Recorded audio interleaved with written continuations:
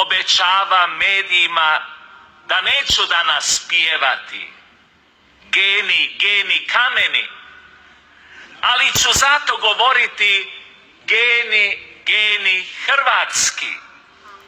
Pa se nadam da mi neće nitko danas isključiti mikrofon.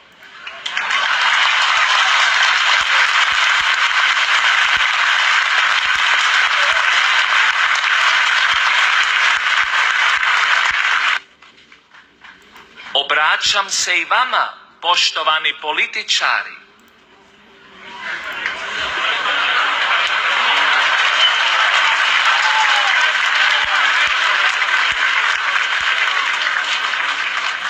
Prestanite gubiti zdrave snage na stalna rušenja svoje hrvatske vlade i sabora.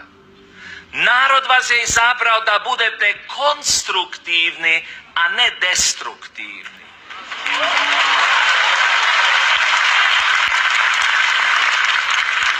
Budite graditelji, a ne rušitelji sami sebe. Kaže Sveti Ivan Pavao II, podržite uvijek ono što je pozitivno, dok korigirate ono što je negativno. Gledajte naprijed i ističite pozitivne uspjehe Hrvatske. U vašoj domovini ima puno dobrih ljudi i događaja. Morate znati i moći vidjeti to dobro. Obrišite stakla svojih naočala koja su ponekad zamagljena osobnim interesima.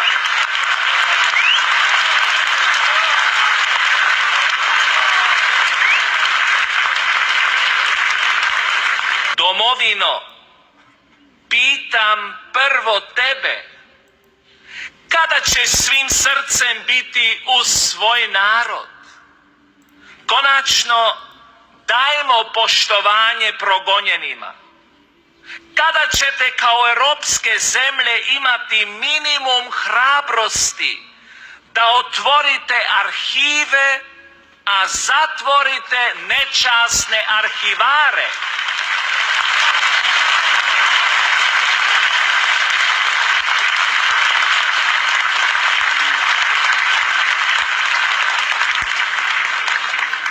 Draga braćo, bez čistih računa nema čiste budućnosti i mira. Europa se čudi vašem prljavom kazalištu, koje još uvijek nema završnog čina ilustracije.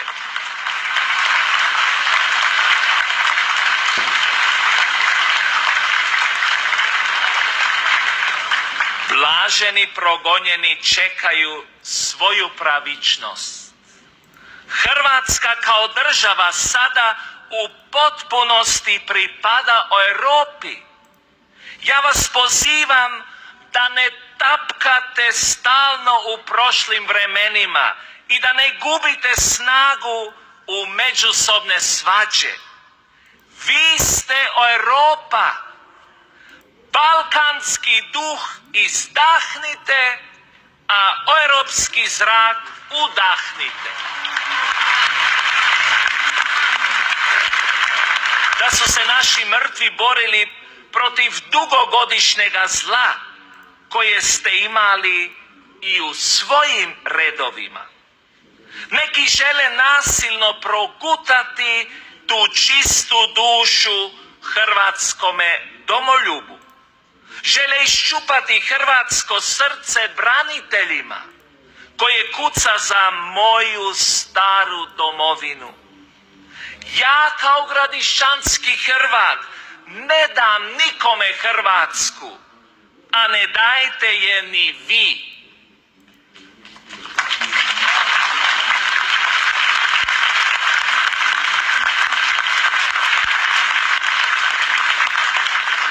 Hrvati i Hrvatice, pročistite konačno svoje matice. Ne budite ruku skrštenih, ni glava spuštenih. Na istinu su vas i zakleli i obvezali ovi mrtvi. Ako ne ispunite zavjete mrtvih, onda se u Vukovaru šetate kao plaćeni glumci, koji samo plaću radi scene i javnosti.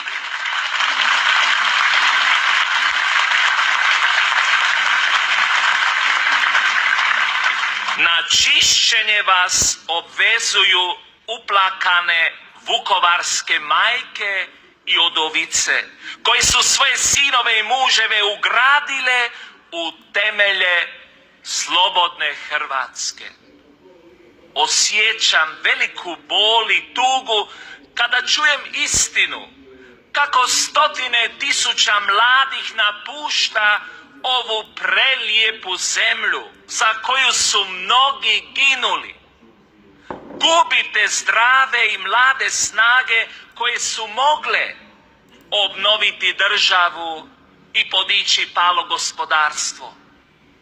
Iseljavanjem neki vode podmukli rat protiv domovine, ali znajte, vratit će se Ivan.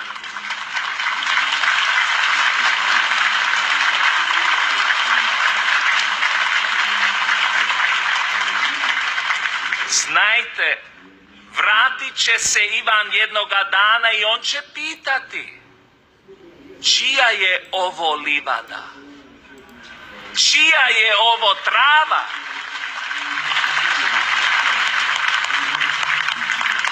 Pitat će: čiji je ovo Vukovar? Čija je ovo Slavonija i Dalmacija?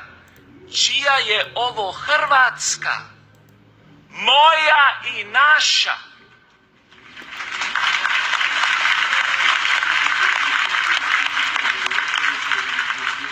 Od mojih gradišćanskih Hrvata prije 500 godina pa sve do danas mi Hrvati stalno negdje selimo i iseljavamo iz najljepše zemlje svijeta.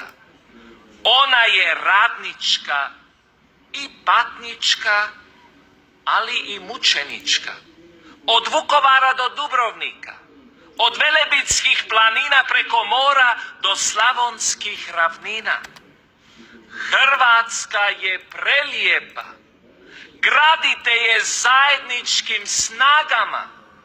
Ostani tu. To je Kristov put, jer svaka tuđa zemlja tuga je golema.